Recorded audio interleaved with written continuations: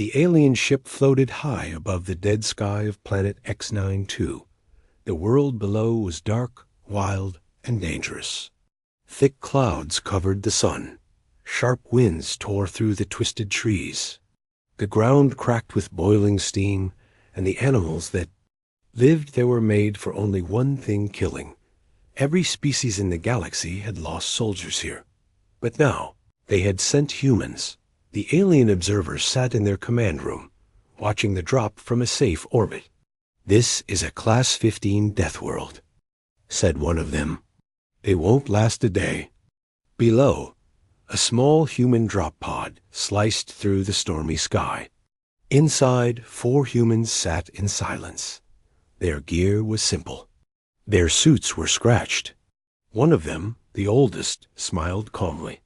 "We're landing in 30 seconds, said the pilot, checking the data calmly. "Copy," replied the woman beside him. She stretched her arms and looked out the small window. "Looks peaceful enough." The pod hit the ground with a loud crash. Smoke hissed out as the door opened.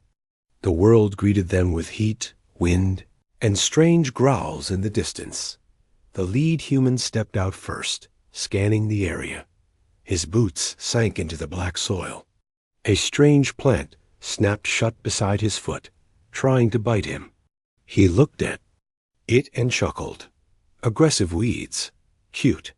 One by one, the rest of the team followed. They moved like they'd done this before.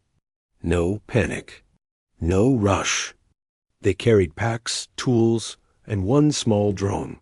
The pilot, his name was Mark, pulled out a scanner. Radiation levels rising. "Air is not clean, but we can filter it. Pressure's low, gravity's higher than Earth. Still okay." The woman, named Nora, placed a small beacon in the dirt. A soft beep came from it. Base location marked.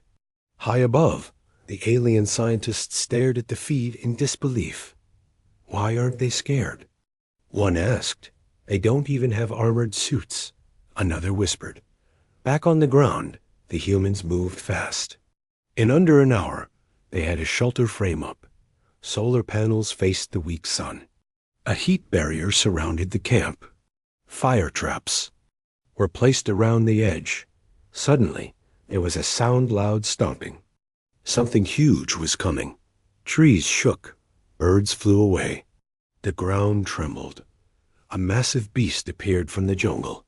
It had 6 legs, glowing red eyes, and spikes running down its back.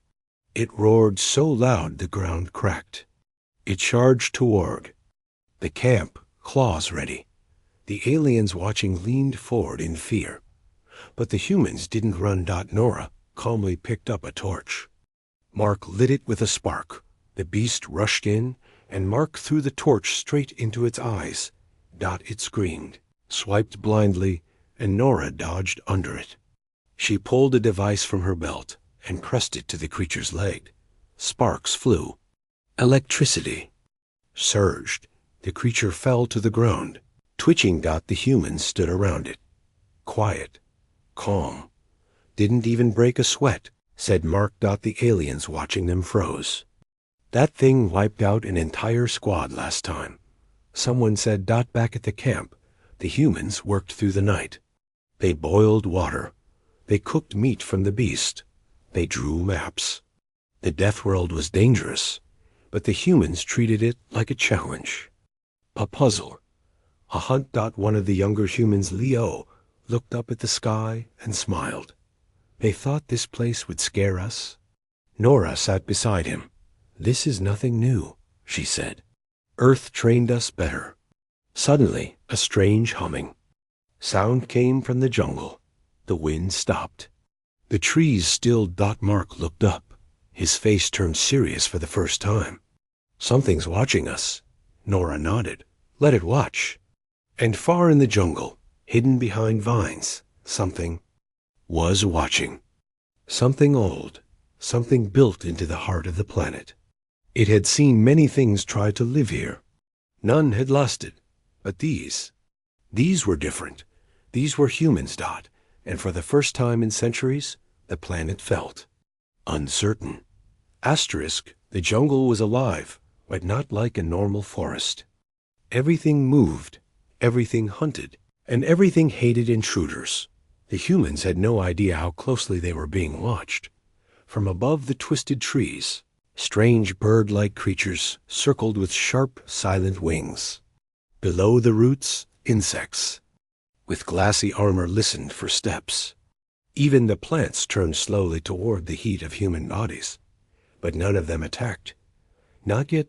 In their camp, the 4 humans worked without rest.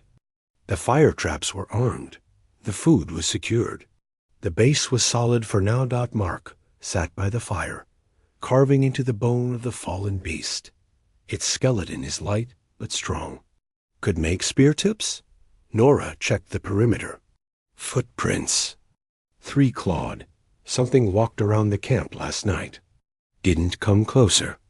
Leo, the youngest, stood on guard near a small drone that hovered in the air.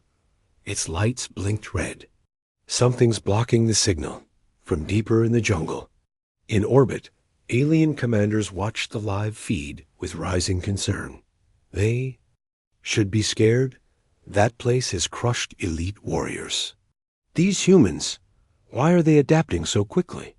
Back on the planet, Nora took a sample of glowing moss from a rock. She touched it with a sensor, poisonous to most species. She said, but might be helpful if refined. Helpful? Leo frowned. Everything here tries to kill us. Nora smiled. That's why it's fun. Suddenly, the ground rumbled again, but softer this time. Not a beast. Something else. Mark grabbed a scanner and pointed toward the west. Movement. It's not charging us like the last one. It's stalking. The team gathered weapons. Not guns, tools they made from local materials. Spears with metal tips, nets made of vine and wire. Shock. Devices powered by solar. They didn't hide. They stood and waited. Minutes passed. The jungle stayed silent. Then, a shimmer. Something invisible walked just beyond the trees. Leo blinked. Is that cloaking? It's learning from us, said Nora. The thing moved closer, slow and careful. Suddenly, the drone spotted it, a tall figure with a stretched, twisted body, half covered in chameleon skin. It had no eyes, just holes in its head that hissed steam. Nora didn't flinch. Mark? Mark already had the net ready. He threw it hard, perfect shot. The thing screamed, thrashing as electricity lit up its body. But it didn't die. It roared and leaped through the trap, bleeding but alive. Nora moved in with the spear, stabbed it through the chest, then rolled back as it fell. Blood like hot oil spilled out and hissed on the ground. Leo stared. That was intelligent. Nora nodded. It planned. It waited. It studied us first. Mark checked the jungle again. We're not just being watched. We're being tested. Up in the sky, the alien observers were silent. They killed. A shadow beast? That was supposed to be the deadliest native species. Now they're building with its bones. At night, the humans didn't sleep. The jungle glowed faintly in patches. The plants pulsed like hearts. In the distance, distant cries echoed strange voices, not like animals. Nora looked through binoculars. Lights in the trees, moving in lines, not wild animals. Patterns. Civilization? Asked Leo. Maybe ruins, Mark said. Or something still alive. He walked back to the fire, sat down and added, whatever's out there, it's starting to notice us. That night, Leo couldn't sleep. He looked out beyond the camp and whispered, if this place is alive, what happens when it decides to fight back? And deep within the jungle, roots moved, stone cracked, and something beneath the surface woke up. Asterisk. The morning sky looked strange. Heavy black clouds twisted like snakes above the jungle. The wind howled without warning. Trees leaned in unnatural ways. The planet had changed overnight. Mark stepped outside the shelter and scanned the sky. That storm's not natural. Nora followed, her eyes narrowed. Pressure's dropping fast. Radiation spike? Something's wrong. The ground beneath their feet began to shake. Soft at first and violent. Leo stumbled outside, grabbing his weapon. Earthquake? No, said Mark quietly. It's something else. Suddenly, cracks tore through the soil, glowing with green light. Vents of hot gas burst upward like geysers. Trees fell as the earth moved like it was alive. Camp's alert system screamed. Their drone hovered above, catching it all from orbit. Alien commanders panicked. What is the planet doing? This kind of event has never been recorded, not even on our probes. Did we trigger this? But they didn't trigger it. Humans did. Back on the surface, the team sprang into action. Mark tossed Nora a sealed pack. Emergency gear. Get the backups. We're not leaving this spot. Nora ran toward the storage crate as steam burst through a nearby vent, barely missing her. Leo activated the fire traps and pushed their portable shield generator into the center of the camp.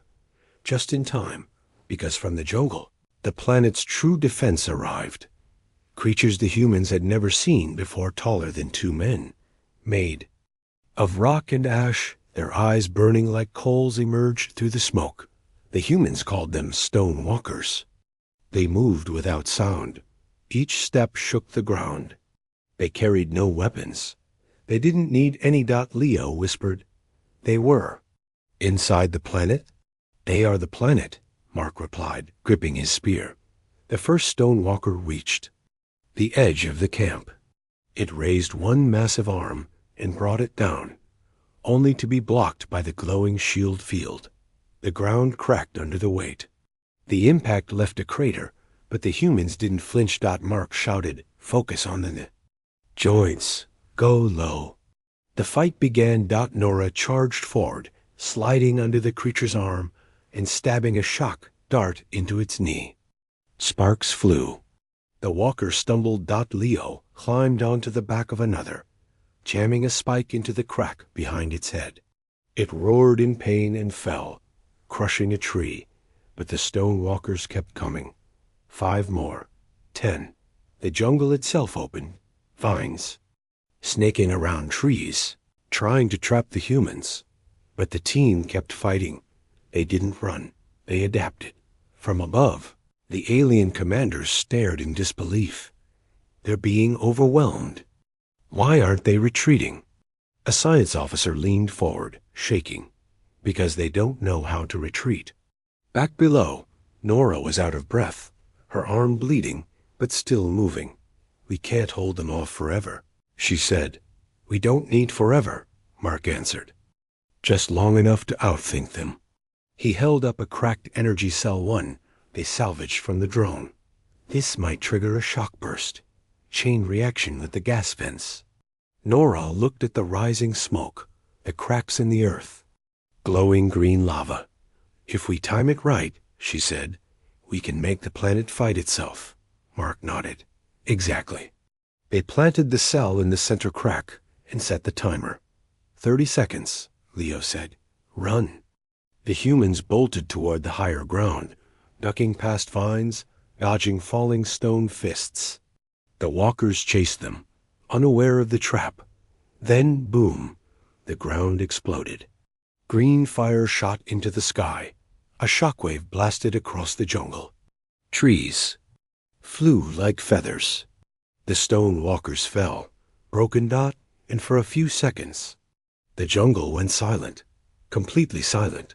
From orbit, the alien commander whispered, "They just made the planet injure itself." "They're not soldiers," said another. "They're something worse. They're deathworlders." At the top of the hill, the humans stood together, dirty, bloody, breathing hard, but alive. Nora looked at the wreckage. It fought back. Mark replied. It lost. Leo shook his head slowly. If this is just the beginning, then what's still down there? And deep under the surface below the broken walkers and shattered earth, something massive, something ancient, began to stir. It had slept for thousands of years, but now it had a reason to wake up. Asterisk. The planet stopped shaking. Smoke hung heavy in the air. Broken stone creatures lay in pieces across the black soil. The jungle hissed, quietly as if in pain. The skies above were dark again, but no longer wild.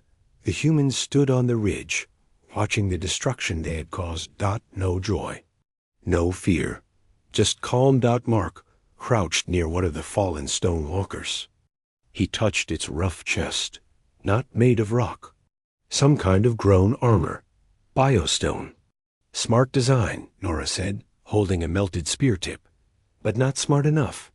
Leo looked at the land below. We did all this with scraps. Mark stood up, brushing dust off his jacket. That's the human way. While the planet tried to heal, the humans got to work. They moved like engineers, not just soldiers. The broken stone walkers, taken apart piece by piece, useful for tools and armor. The gas vents, sealed and rerouted to power cooking systems. The jungle, earned back to make space for a stronger camp. In one day, the survivors built a new perimeter, twice as strong. In 2, they planted defense spikes made from crushed beast bones. By day 3, they weren't just surviving anymore. They were building. In orbit, the alien command ship was silent. They used the planet's own rage to power their expansion. One officer said, "They should be running or begging for rescue." Another added, "But they're adapting." "No," said the commander. "They're colonizing." Back on the surface, Leo found a wide, black hill with ancient markings carved deep into its side. "It's not just rock," he said, running a hand across the strange symbols. "This thing was built on purpose." Mark examined the symbols. Same design we saw underground. Maybe this planet had a civilization before. Or it was a civilization, Nora muttered. Leo frowned. "What does that mean?" Mark stood silently for a moment, then said, "Some places evolve life, others become it."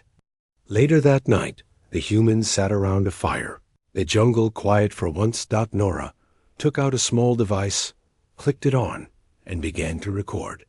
"Day 7, she said. Planet X92. We've established a perimeter. Local threats, extreme. Environmental threats, constant. Morale, stable." Mark sipped water from a carved horn. "Tell them the planet fights back. But we punch harder," Leo added, "and we're learning faster than it can react." Nora turned off the recorder. Then her voice dropped. "But I still feel something watching. Not from the trees this time. From beneath." They all looked down at the dark soil. That same night, Mark walked alone to a tall ridge behind the camp. He liked to think there. The stars were sharp and cold. From that height, he could see how much of the jungle they had cleared. He smiled faintly. Then, something moved. A rock, no, a structure shifted in the valley below. It wasn't part of the planet. It was something buried. Something waking up. Mark backed away slowly. He didn't tell the others yet. Not yet. By morning, the team found something strange. The plants near the broken stone walkers were dying. Not burnt, not poisoned. Just withering, like they were afraid. Leo ran tests on the soil. "It's losing energy. Fast. Like the jungle doesn't want to grow here anymore." Mark understood at first. The planet is pulling back. Nora stared at him. Why? He didn't answer at first. Then he looked at the sky and said quietly, "Because it's learning it can't stop us." Above, the alien council finally called an emergency meeting. They had sent humans to prove Earth couldn't handle the worst the galaxy had to offer. But instead, the worst was losing. The council leader leaned forward and said, "We tried to use this death world to break them. But it's Earth that's breaking the rules now. Someone asked, should we extract the humans? No, the leader said. We monitor, and we pray. Back below, Mark opened a new tunnel under their camp. He didn't know where it led yet, but he did know one thing. Whatever the planet had been hiding, whatever ancient things still lived below, it had never met. Humans before Dot, and soon, it would. Asterisk. Mark stood at the mouth of the tunnel. Dot. It wasn't just a hole in the ground.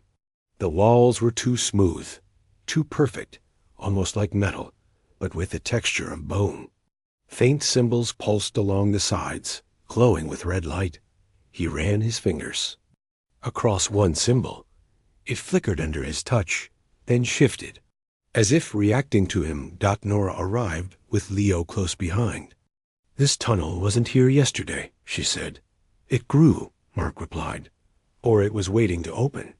Leo scanned the air. Temperatures dropping the deeper we go. And there's no echo.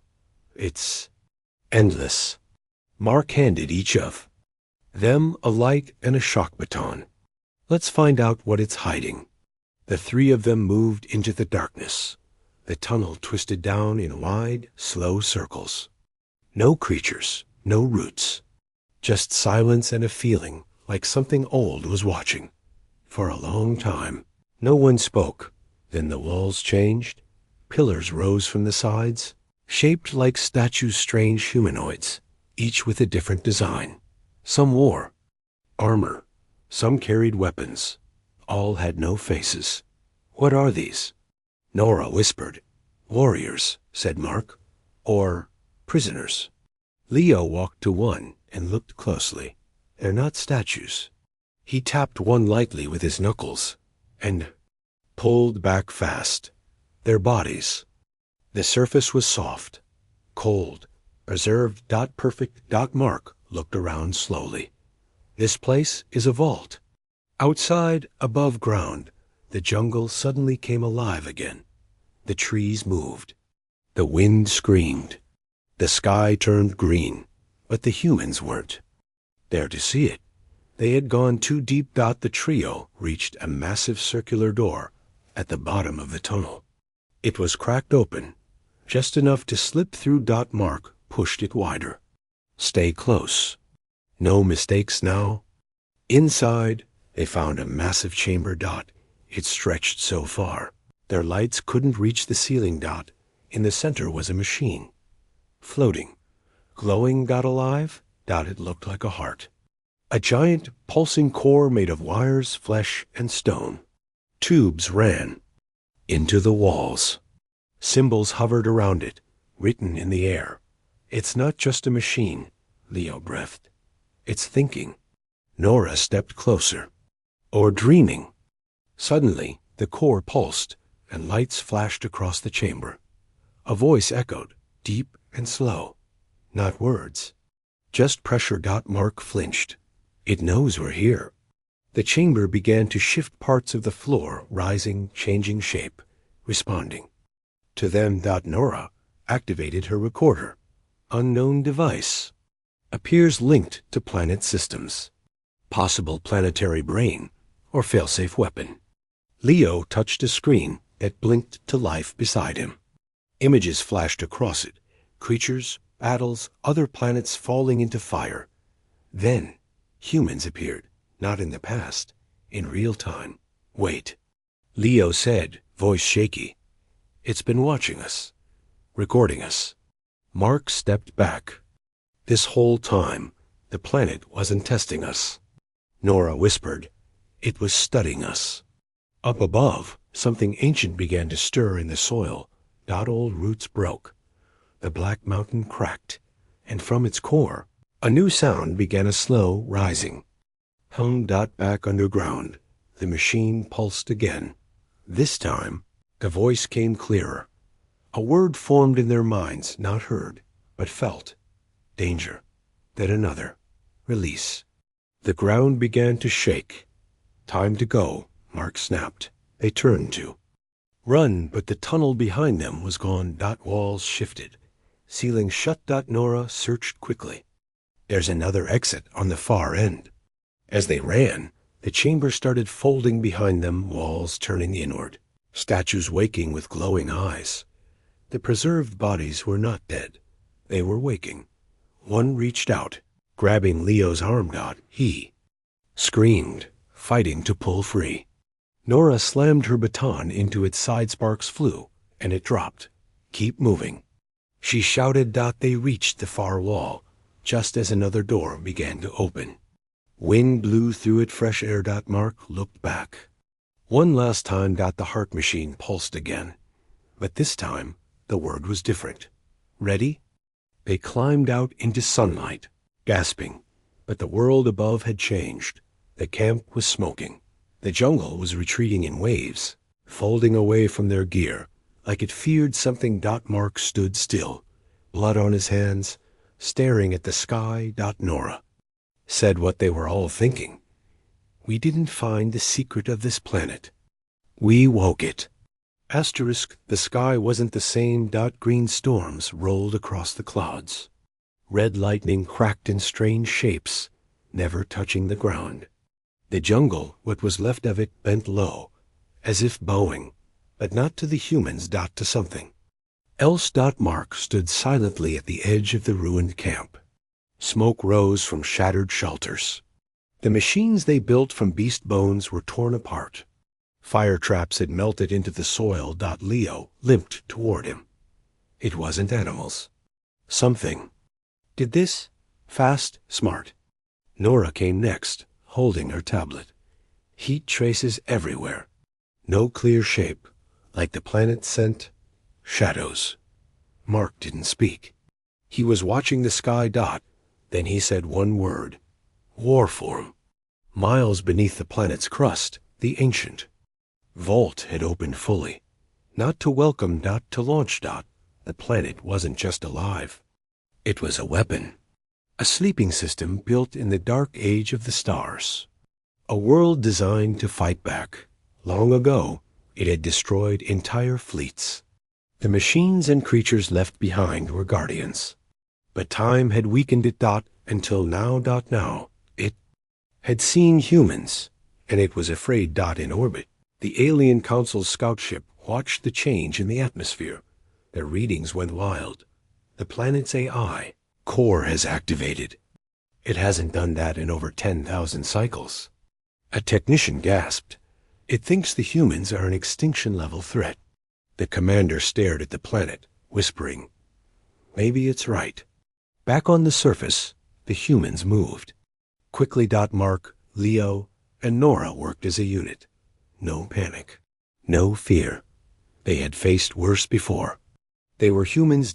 And humans, when truly tested, adapt. They built new weapons from shattered tech and alien scrap. Blades from stone walker armor. Electric. Traps powered by core crystals. Motion bombs made from fuel cells and old beast glands. The camp was no longer a home. It was a battlefield. The attack came at sunset. The air turned still. Then, from the jungle, dozens of figures appeared. Too fast, too quiet. They weren't beasts. They weren't machines. They were shapes wrapped in black heat, moving like ghosts.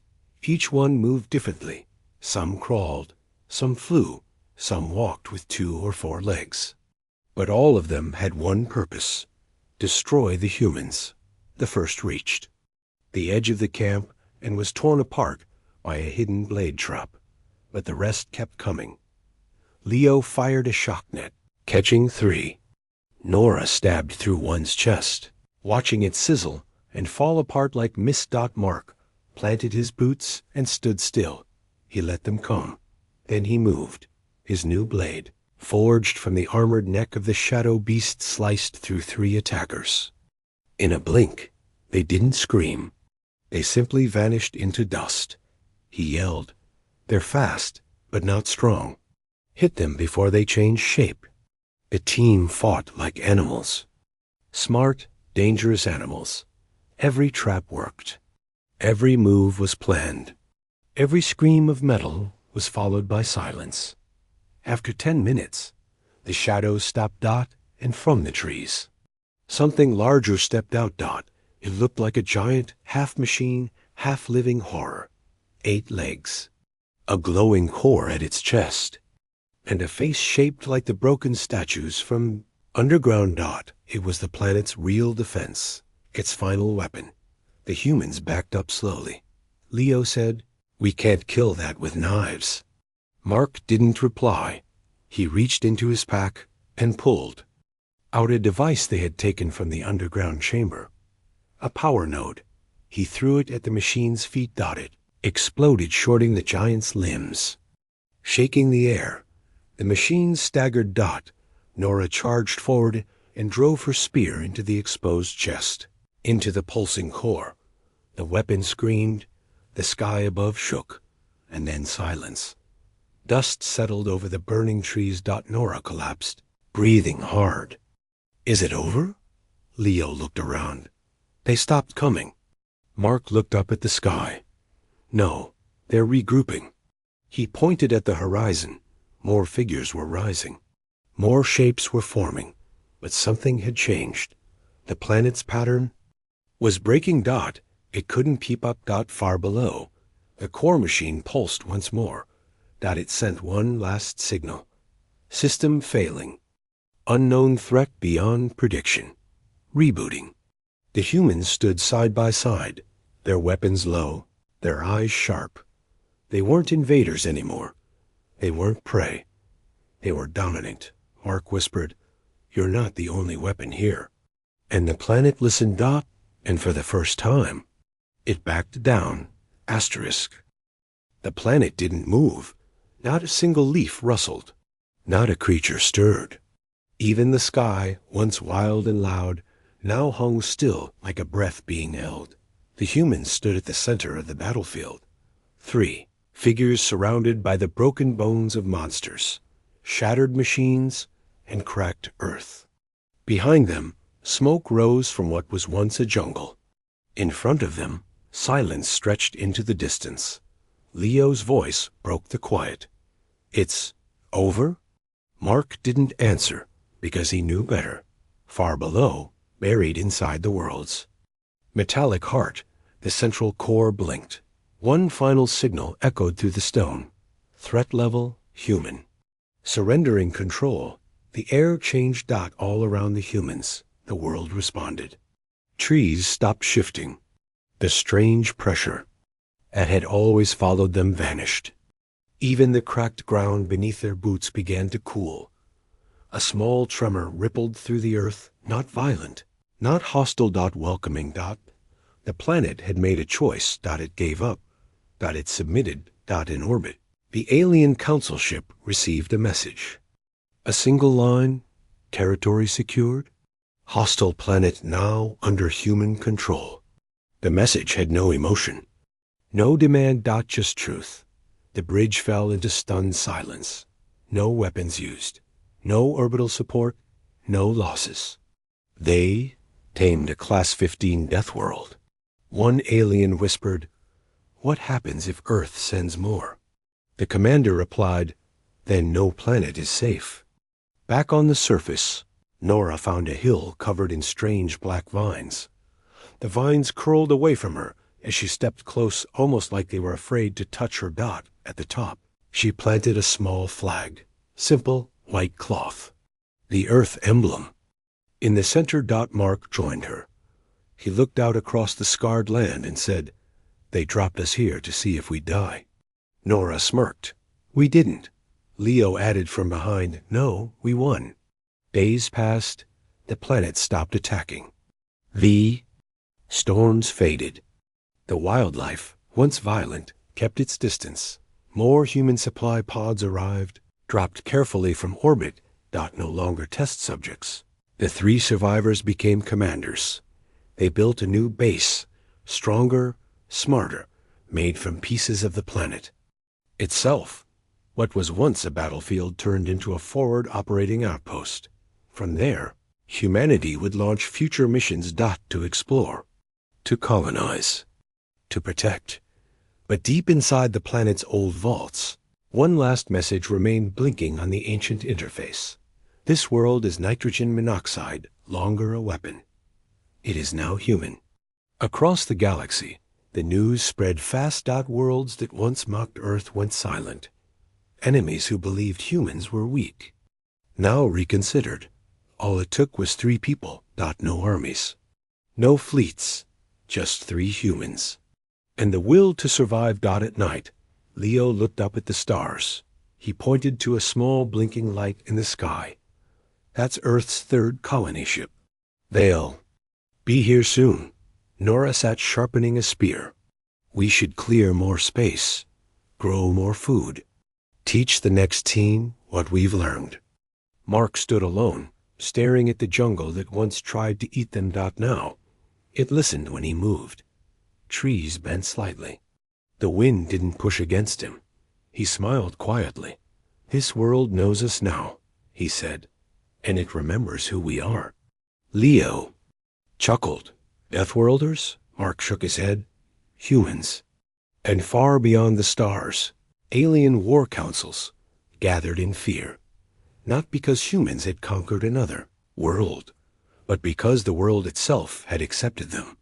And no one, not even the planet, could stop what came next. Asterisk.